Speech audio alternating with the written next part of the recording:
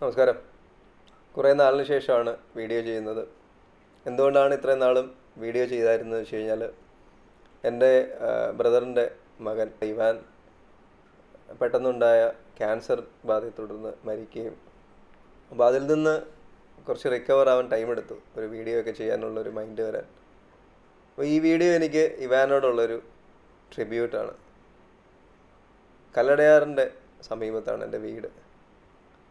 അപ്പോൾ എനിക്ക് ആ ഒരു പുഴയുമായിട്ടൊരു അനിഷേധ്യമായിട്ടുള്ളൊരു സ്നേഹബന്ധമുണ്ട്. ഞാൻ എൻ്റെ കൊച്ചുനാൾ മുതൽ അതിൽ കളിച്ച് വളർന്ന, അതിലെ പല സ്പീഷീസിലുള്ള മീനുകളെയും ജീവികളെയൊക്കെ പിടിച്ച് വളർന്ന ഒരാളാണ്. അപ്പോൾ ഇന്ന് ഏതാണ്ടൊരു 30 വർഷത്തിന് ശേഷം അന്ന് കണ്ടിരുന്ന പല സ്പീഷീസുകളെയും നമുക്കിന്ന് നദിയിലൊന്നും കാണാനായിട്ടില്ല. അതിൻ്റെ ആവാസ വ്യവസ്ഥയുടെ നാശം കൊണ്ടും മറ്റ് പല കാരണം കൊണ്ടും. അന്ന് നമ്മൾ കൊച്ചുനാളിലിങ്ങനെ കുളിക്കാനൊക്കെ വെള്ളത്തിൽ ഇറങ്ങി നിൽക്കുമ്പോൾ കാണാം മണൽ വാരിക്കൊണ്ട് വള്ളങ്ങൾ ധാരാളമായിട്ട് പോകുന്നത്. അന്ന് നമുക്ക് വലിയ കൗതുകമാണ്. നല്ല പ്യുവർ സിലിക്ക സാൻഡ്, അന്നത്തെ ഒരു നാച്ചുറൽ റിസോഴ്സ് ആയിരുന്നു.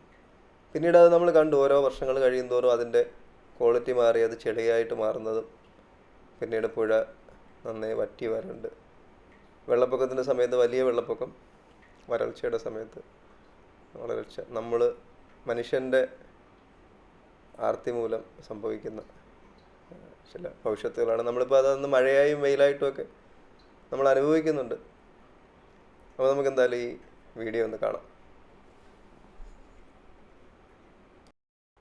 എൻ്റെ ചെറുപ്പം മുതലുള്ള ഹോബിയാണ് പ്രകൃതിയിലുള്ള ജീവികളെ വളരെയധികം സമയം നിന്ന് നിരീക്ഷിക്കുക എന്നുള്ളത്. എന്ത് ജീവിയായെങ്കിലും, അത് ആനിമൽ ആണെങ്കിലും പ്ലാന്റ് ആണെങ്കിലും ഫംഗലാണെങ്കിലും, അതിനെ ഇങ്ങനെ നിരീക്ഷിക്കുന്നൊരു സ്വഭാവമുണ്ട്. വലുതായിട്ടും ആ ഒരു സ്വഭാവം മാറിയില്ല. വലുതായപ്പോൾ ഒരു ക്യാമറയോ അല്ലെങ്കിൽ മൊബൈലോ ഉണ്ടെങ്കിൽ അതിനെ ക്യാമറയിൽ കൂടെ പകർത്തുന്നൊരു സുഖമുണ്ട്. അപ്പോൾ ഞാൻ അതുകൊണ്ട് ഈ നാട്ടിൽ പോകുന്ന സമയത്ത് എപ്പോഴും കല്ലടയാറ്റിൽ പോകും. അപ്പോൾ കുട്ടികളെയൊക്കെ കൊണ്ടുപോകും. അങ്ങനെ ഒരു ദിവസം പോയിട്ട് തിരിച്ചു വരുന്ന സമയം ഞങ്ങളൊരു ആമയെ വഴിയിൽ കണ്ടു. അത് ചൂണ്ടക്കാർക്ക് കിട്ടിയ ആമയാണ്. അതാർക്കും അതിനെ ഈ കഴിക്കാനായിട്ട്, കാരണം നാട്ടിലൊക്കെ ഇങ്ങനെ, നാട്ടിലെന്നല്ല മിക്ക സ്ഥലങ്ങളിലും ചില അന്ധവിശ്വാസങ്ങളുണ്ട്. ചില പ്രത്യേക ജീവികളുടെ മാംസത്തിനും അതിൻ്റെ നെയ്ക്കും രക്തത്തിനും കൊമ്പിനുമൊക്കെ പലതരത്തിലുള്ള ഔഷധ ഗുണങ്ങളുണ്ടെന്ന്. അത് മനുഷ്യൻ ഈ മോഡേൺ മെഡിസിനൊക്കെ വരുന്നതിന് മുമ്പുള്ള തെറ്റായ പല ധാരണകളുമാണ്. കാരണം കരടിക്ക് കൂടുതൽ കറുത്ത രോമം ഉണ്ടെന്ന് കരുതി കരടിയുടെ നെയ്യ് പുരട്ടി കഴിഞ്ഞാൽ ശരീരത്തിൽ കൂടുതൽ രോമം കിളിക്കുമെന്നും, കാണ്ടാമൃഗത്തിൻ്റെ കൊമ്പരച്ച് കലക്കി കുടിച്ചു കഴിഞ്ഞാൽ ഉദ്ധാരണശേഷി, കാരണം ആ കൊമ്പിൻ്റെ ഷേപ്പിൽ ലഭിക്കുമെന്നൊക്കെ പലതരത്തിലുള്ള, കടുവയുടെ എല്ല്, രക്തം.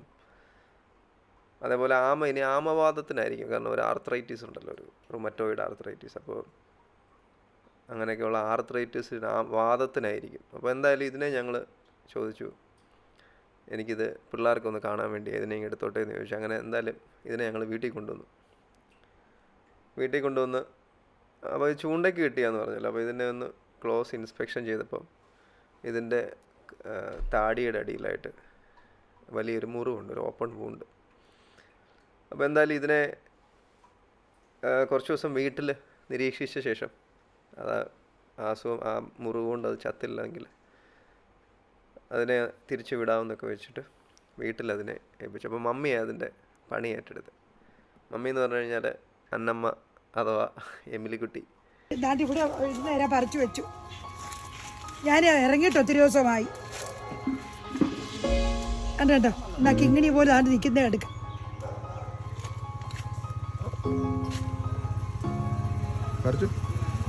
ഈ പഴുത്തത് ഇവിടെ നിരത്തി വെച്ചേക്കുന്നത് എടുക്ക. വേണ്ട, ഇതേ ഇവിടെ മോട്ടർ അടിക്കാൻ വരുന്നേ. പിന്നെ സജിയുടെ ഭാര്യയ്ക്കും കൊടുക്കും. അവർക്ക് ഭയങ്കര ഇഷ്ടം. അവർ പറഞ്ഞ് അവരുടെ വീട്ടിൽ എല്ലാവരും കൂട്ടുവന്ന അയ്യുണ്ടമുളക്, ഈ എരിയൊക്കെ അവർക്ക് ഇഷ്ടമാണ്. ഇവിടെ എല്ലാവർക്കും അങ്ങ് വയറ് നീറുക.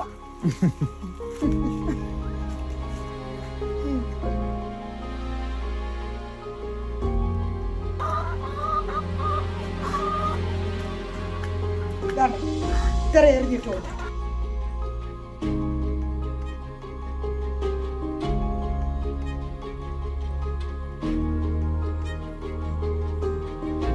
ചെറിയ പിടിക്കുമെന്നുള്ള ഇതായപ്പോ അവന് പിടിപ്പിക്കാന്.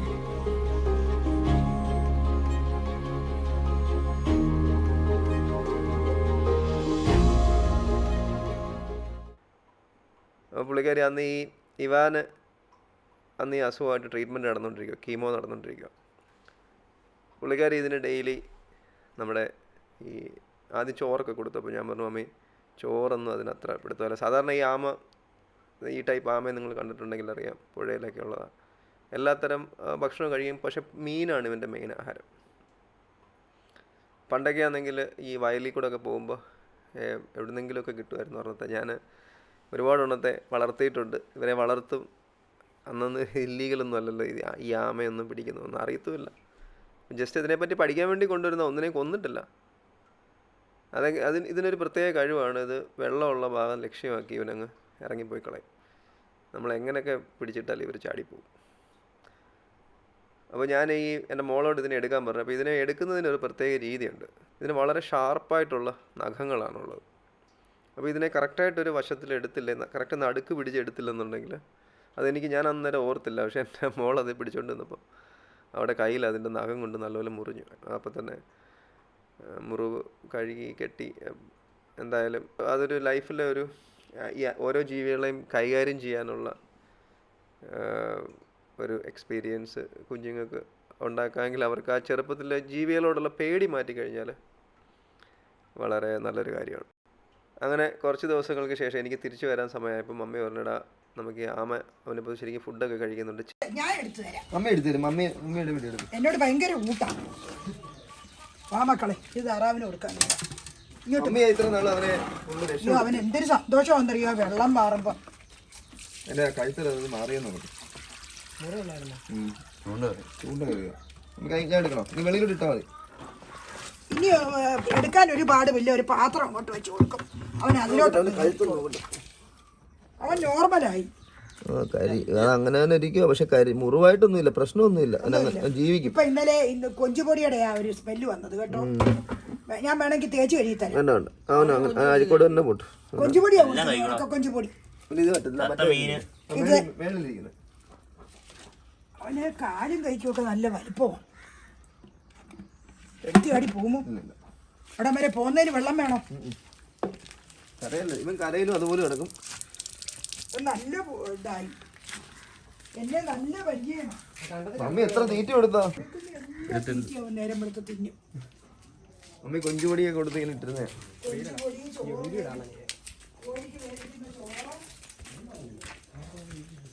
അങ്ങനെ ഒരു ദിവസം ഞാൻ പണ്ട് സ്ഥിരം പപ്പയുടെ കൂടെ വാഴ കൃഷി നടത്തുന്ന ഒരു ചെറിയൊരു സ്ഥലമുണ്ട്. അവിടെ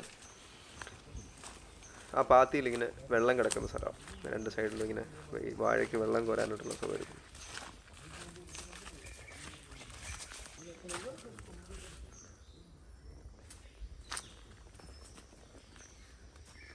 എടുക്കുന്നുണ്ടോ?